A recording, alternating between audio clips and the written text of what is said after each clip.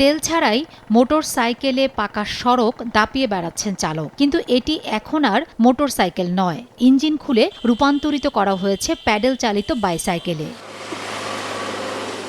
দেশব্যাপী জ্বালানি তেল সংকটের সময় ব্যতিক্রমী এই বাহনটিকে তৈরি করেছেন মোহাম্মদ আমিনুল ইসলাম।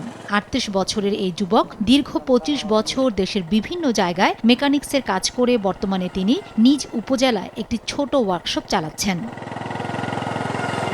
জীবনের প্রয়োজন মেটাতে ১ বছর আগে মাত্র ১৫,০০০ টাকায় একটি পুরনো মোটর সাইকেল কেনেন আমিনুল।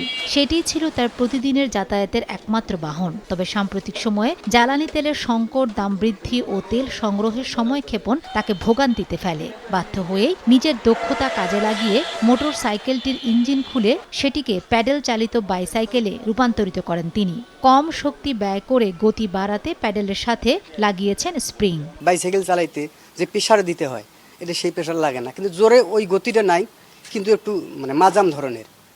যে স্প্রিংটা লাগাইছি ওটা দুইটাকে ব্যালেন্স করে আপনি পাও দিয়ে একটু আলগাই দিবেন, বাকিটা ওর দায়িত্ব।